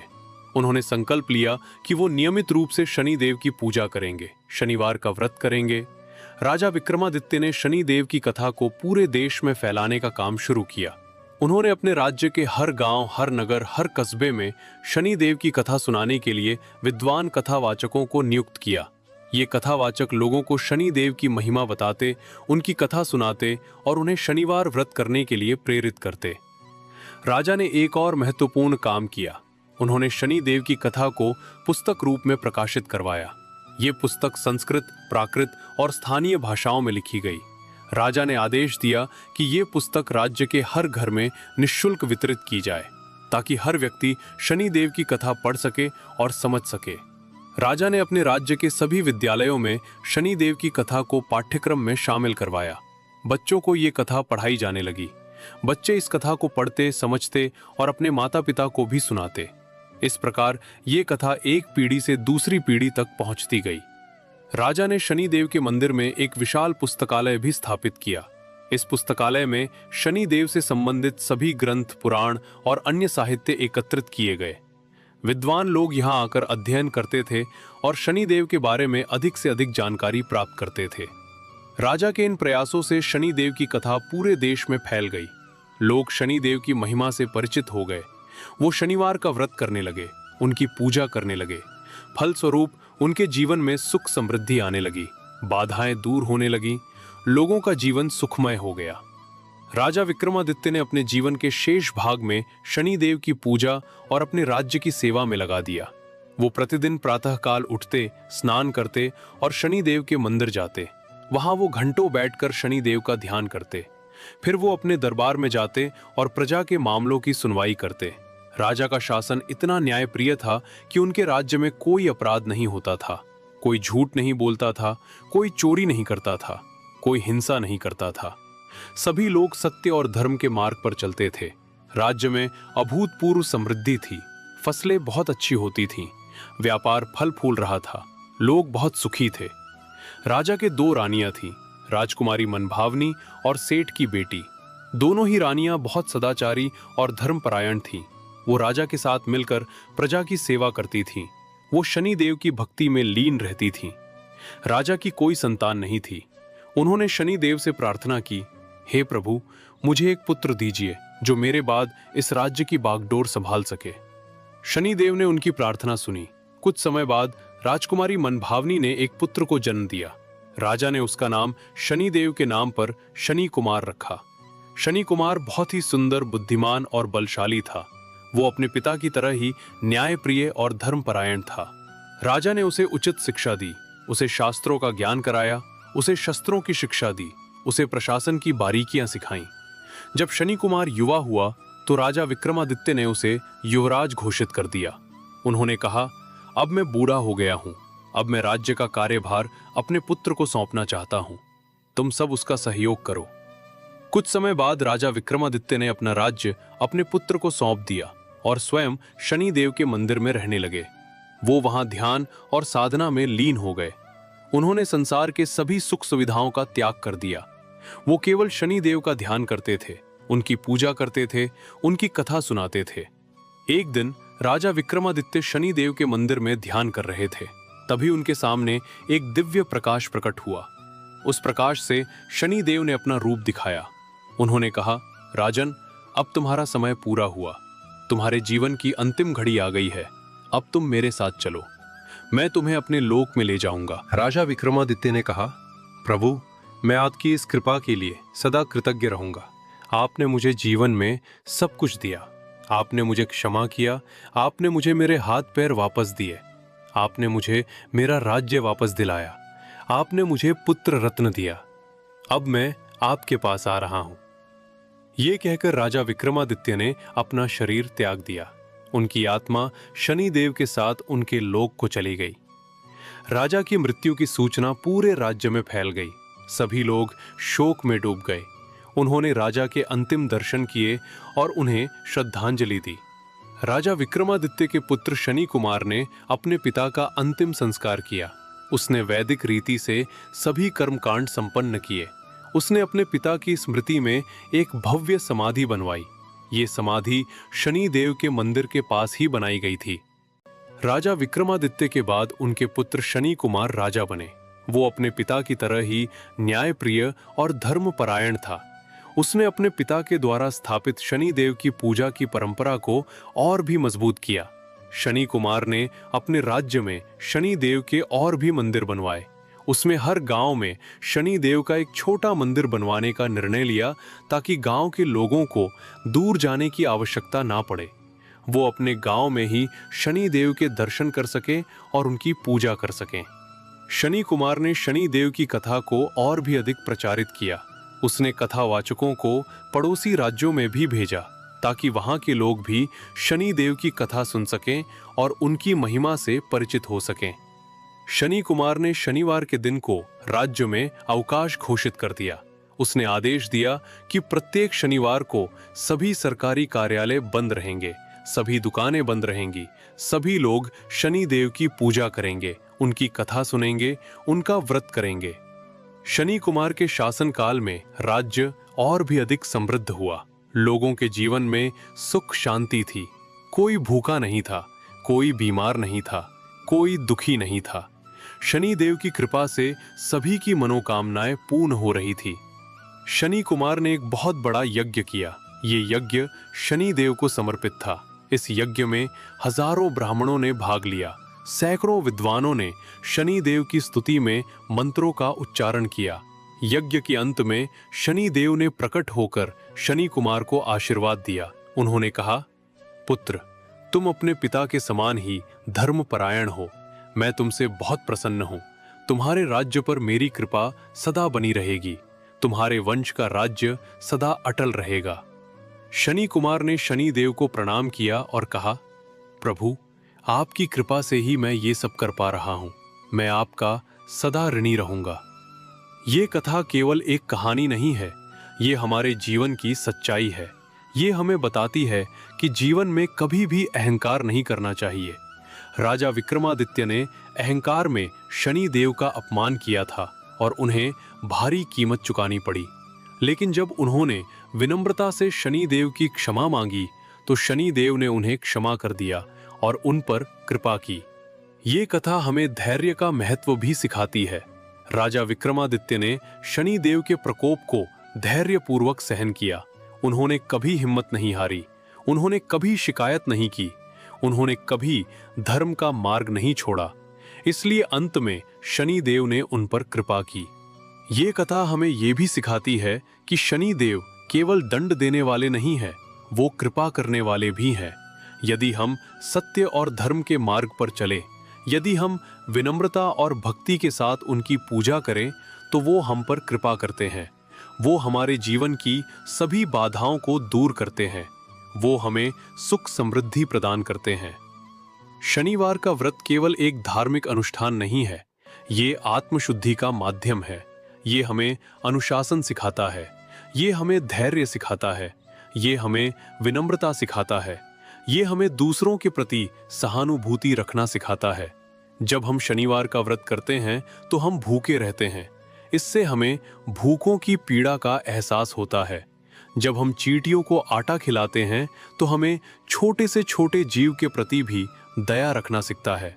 जब हम गरीबों को भोजन कराते हैं तो हमें समाज के प्रति अपनी जिम्मेदारी का एहसास होता है। जब हम शनि देव की कथा सुनते हैं तो हमें जीवन के उच्च मूल्यों का ज्ञान होता है। इसलिए शनिवार का व्रत केवल शनि देव को प्रसन्न करने के लिए नहीं है, ये हमारे स्वयं के विकास के लिए है। ये हमें एक बेहतर इंसान बनाता है। ये हमारे जीवन में सकारात्मक ऊर्जा लाता है। शनि देव की कृपा प्राप्त करने के लिए कुछ विशेष मंत्र और स्तोत्र हैं। इनका नियमित जाप करने से शनि देव प्रसन्न होते हैं और अपनी कृपा बरसाते हैं। आइए हम इन मंत्रों और स्तोत्रों के बारे में जानते हैं। शनि देव का मूल मंत्र है ऊं शम शनेश्चराय नमः। इस मंत्र का जाप प्रतिदिन कम से कम 108 बार करना चाहिए। विशेष रूप से शनिवार के दिन इस मंत्र का जाप अधिक से अधिक करना चाहिए। इस मंत्र का जाप करने से शनि देव के अशुभ प्रभाव कम होते हैं और शुभ प्रभाव बढ़ते हैं। शनि देव का एक और प्रसिद्ध मंत्र है ऊं प्राण प्रीन प्रौन स शनैश्चराय नमः। यह मंत्र शनि देव के बीज मंत्र के साथ है। इस मंत्र का जाप करने से शनि देव शीघ्र प्रसन्न होते हैं। शनि देव का स्तोत्र शनि स्तोत्रम भी बहुत प्रसिद्ध है। ये स्तोत्र शनि देव की स्तुति में रचित है। इस स्तोत्र का पाठ करने से शनि देव प्रसन्न होते हैं और अपनी कृपा बरसाते हैं। ये स्तोत्र इस प्रकार है कोणस्थः पिंगलो बभ्रो कृष्णो रौद्रोन्तको यमः सौर्य शनैश्चरो मंद पिप्पलेन स संस्तुतः। अर्थात जो कोण में स्थित है, जो पिंगल वर्ण के हैं, जो बभ्रू है, जो कृष्ण है, जो रौद्र है, जो अंतक है, जो यम है, जो सौरी है, जो शनैश्चर है, जो मंद है, उन पिप्पल वृक्ष के द्वारा स्तुति किए गए शनि देव की मैं स्तुति करता हूं। शनि देव का एक और स्तोत्र है शनि चालीसा। ये चालीसा हिंदी भाषा में रचित है और बहुत लोकप्रिय है। इस चालीसा का पाठ शनिवार के दिन करने से शनि देव की विशेष कृपा प्राप्त होती है। शनि देव की आरती भी बहुत प्रसिद्ध है। ये आरती शनि देव की स्तुति में गाई जाती है। इस आरती का गायन करने से शनि देव प्रसन्न होते हैं। ये आरती इस प्रकार है जय शनि देवा, जय शनि देवा, कृष्ण मूर्ति धरि सुर सेवा, धूम्र वर्ण छवि सूर्य प्रकाशा, छाया तनय ग्रहण निवासा, कर्मे त्रिशूल असि कृपाणा, बैठत खटवा माथे जटा जूटा, नीलांबरधारी नयन विशाला, दर्शन मात्र होत कृपाला। शनि देव की पूजा में कुछ विशेष सामग्री का उपयोग किया जाता है। ये सामग्री शनि देव को अत्यंत प्रिय है। आइए हम इन सामग्री के बारे में जानते हैं। शनि देव को काले रंग से प्रिय है, इसलिए शनिवार के दिन काले वस्त्र धारण करने चाहिए। काले तिल, काले उड़द, काले कपड़े, काले फूल शनि देव को अर्पित किए जाते हैं। शनि देव को सरसों के तेल से अभिषेक करना चाहिए। सरसों का तेल शनि देव को अत्यंत प्रिय है। इसे शनि देव की प्रतिमा पर चढ़ाने से शनि देव प्रसन्न होते हैं। शनि देव को लोहे की वस्तुएं भी प्रिय हैं। लोहे का पात्र, लोहे की अंगूठी, लोहे की कील, लोहे का दीपक, ये सभी शनि देव को अर्पित किए जा सकते हैं। शनि देव को नीले और काले फूल चढ़ाने चाहिए। गुड़हल का फूल, नील कमल, नीली अकवासी, ये फूल शनि देव को अर्पित किए जा सकते हैं। शनि देव को चढ़ाने के लिए भोग में काले तिल के लड्डू, काले उड़द की दाल, काले चने, गुड़, इनका प्रयोग किया जाता है। शनि देव की पूजा में चींटियों को आटा खिलाना बहुत महत्वपूर्ण है। शनिवार के दिन चींटियों को आटा खिलाने से शनि देव प्रसन्न होते हैं। शनि देव की पूजा में गरीबों को भोजन कराना, दान पुण्य करना, जरूरतमंदों की सहायता करना, ये सभी कार्य बहुत फलदायी होते हैं। शनि देव का प्रकोप कभी कभी बहुत भयंकर होता है। साढ़े साती, ढैया, शनि की दशा, ये सभी व्यक्ति के जीवन में बहुत कष्ट पैदा कर सकते हैं। लेकिन कुछ उपाय हैं जिनसे शनि देव के प्रकोप से बचा जा सकता है। आइए हम इन उपायों के बारे में जानते हैं। सबसे पहला और सबसे महत्वपूर्ण उपाय है शनिवार का व्रत करना। नियमित रूप से शनिवार का व्रत करने से शनि देव के अशुभ प्रभाव कम होते हैं। शनिवार के दिन शनि देव की पूजा करनी चाहिए, उनकी कथा सुननी चाहिए, उनके मंत्र का जाप करना चाहिए। दूसरा उपाय है शनि देव के मंदिर में जाकर दर्शन करना। शनिवार के दिन शनि देव के मंदिर में जाकर सरसों का तेल चढ़ाना, काले तिल अर्पित करना, लोहे की वस्तुएं दान करना, ये सभी कार्य बहुत फलदायी होते हैं। तीसरा उपाय है शनि देव के मंत्र का जाप करना।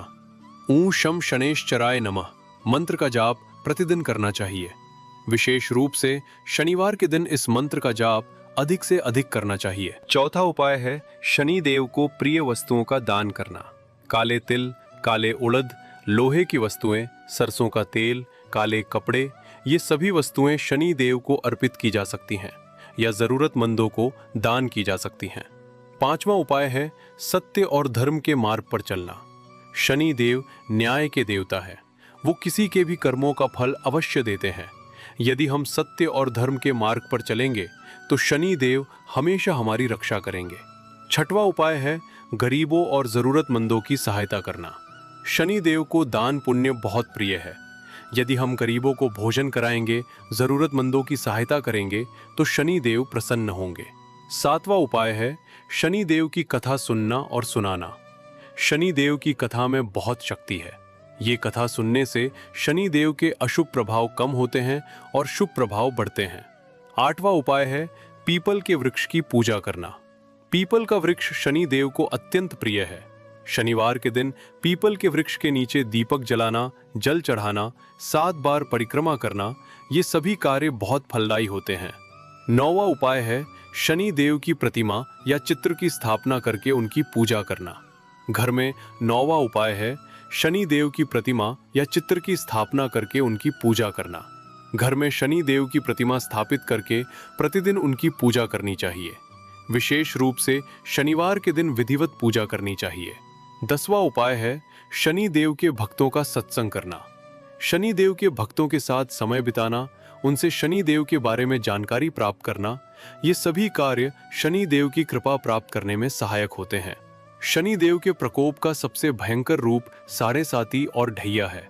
साढ़े साती तब होती है जब शनि देव जन्म राशि के ठीक पहले, जन्म राशि और जन्म राशि के ठीक बाद की राशि में गोचर करते हैं। ये 7 साढ़े साल की अवधि होती है। इस अवधि में व्यक्ति को बहुत कष्ट सहने पड़ते हैं।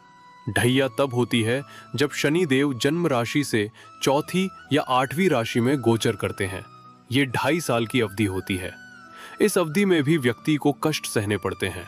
साढ़े साती और ढैया के दौरान व्यक्ति को निम्नलिखित कष्ट सहने पड़ सकते हैं: कार्यों में बाधा आना, व्यापार में हानि होना, नौकरी में परेशानी होना, धन हानि होना, स्वास्थ्य संबंधी समस्याएं होना, पारिवारिक कलह होना, मान सम्मान में कमी आना, शत्रुओं का बढ़ना, मुकदमेबाजी होना, यात्रा में बाधा आना इत्यादि।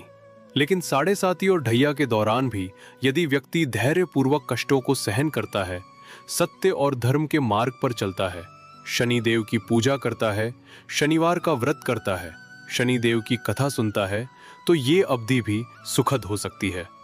शनि देव केवल कष्ट नहीं देते, वो अवसर भी देते हैं। साढ़े साती और ढैया के दौरान व्यक्ति को आत्ममंथन का अवसर मिलता है। वो अपनी गलतियों को सुधार सकता है, वो एक बेहतर इंसान बन सकता है। यदि वो इस अवधि को सही तरीके से बिताता है तो इस अवधि के बाद उसका जीवन सोने की तरह खरा हो जाता है।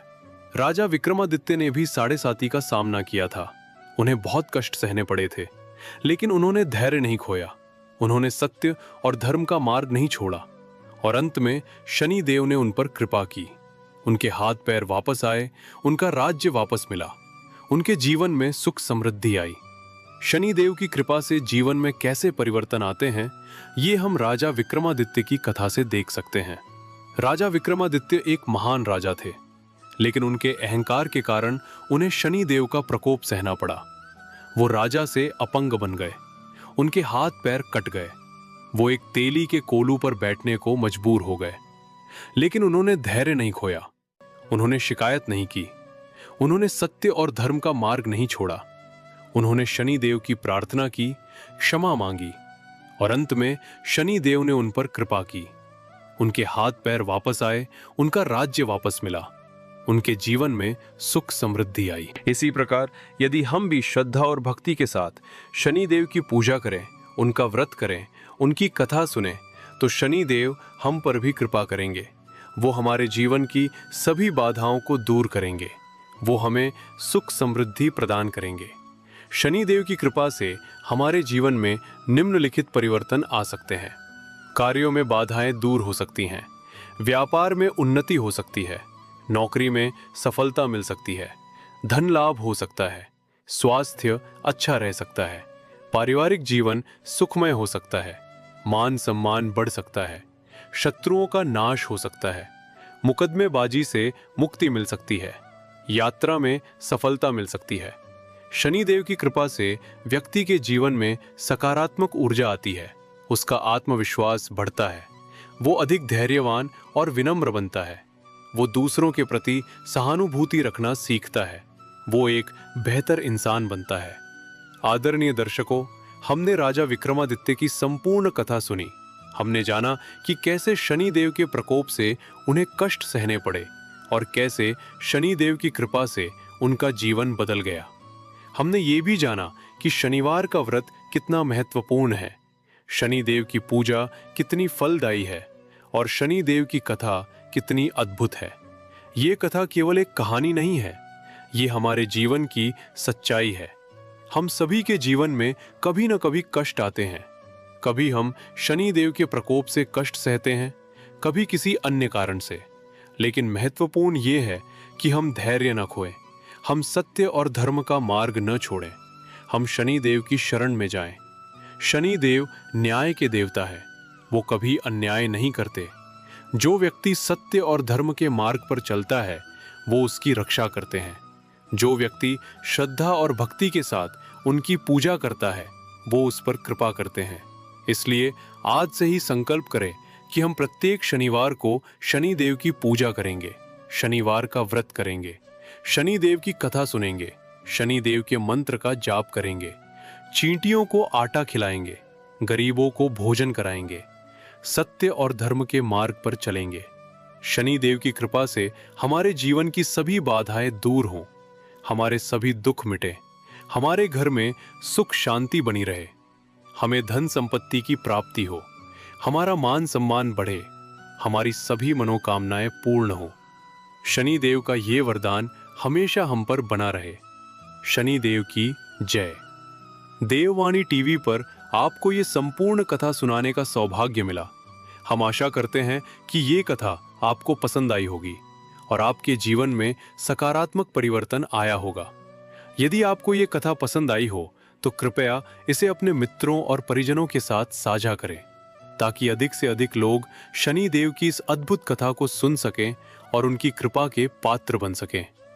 हम आपको याद दिलाते हैं कि शनिवार का व्रत करें, शनिदेव की पूजा करें, उनकी कथा सुनें और अपने जीवन को सुखमय बनाएं। शनिदेव की कृपा आप पर सदा बनी रहे। इति शनि महात्म्य कथा संपूर्णम। शनिदेवाय नमः।